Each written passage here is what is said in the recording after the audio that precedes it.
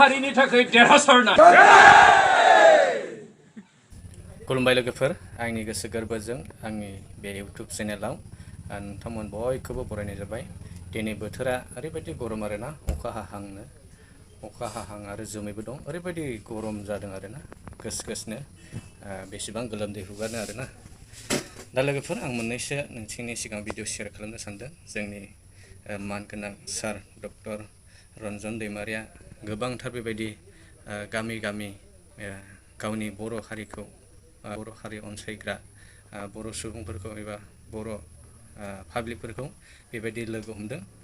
सोरबाफोर बेबायदिनो गोसो गुदुं बिथां रन्जन दैमारिखौ बर'नि थै गोनां, दा बिसोरो लोगो हमनो गोसो दङब्ला दिनैहाय बलामगुरि होननाय मोनसे जायगायावहाय बिथाङा सफैगोन, बेवहाय फैनो हागोन। नोंथांमोना बयबो जोंनि बर'नि बिर जोहोलाव रन्जन दैमारिखौ लोगो हमनो हागोन लोगोफोर। नायदिनै लोगोफोर, भिडिअआवहाय ओरैबायदि गोबांथार मानसिफ्रा पाब्लिकफ्रा अनसायनाय लानानै बिथांखौ अननायनि गेजेरजों आरो बिथांखौ अननोखाय गोबांथार पाब्लिकफ्रा बेखौहाय सोरबा अनसुंथाइ होदों आरो बेबायदिनो लोगो लालायहैदों, मोजां गाज्रि रायलायहैदों आरोना। दा नोंथांमोनाबो सोरबाफोर लोगो हमनो गोसो दंब्ला लोगो हमनो हागोन आरो। We have been fighting for our land, for our identity, and we have been waiting for this historic moment, and today we are really happy to see these things happen.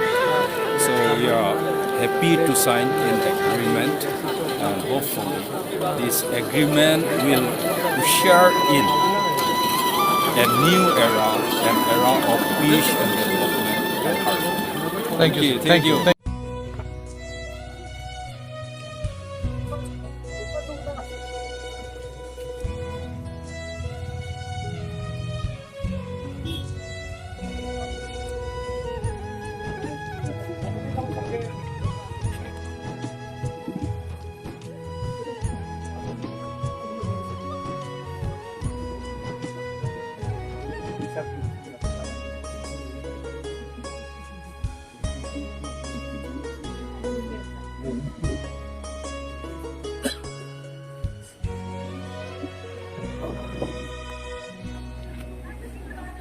Khairabari सिलायबारियाव सौफैबाय सारखौहाय।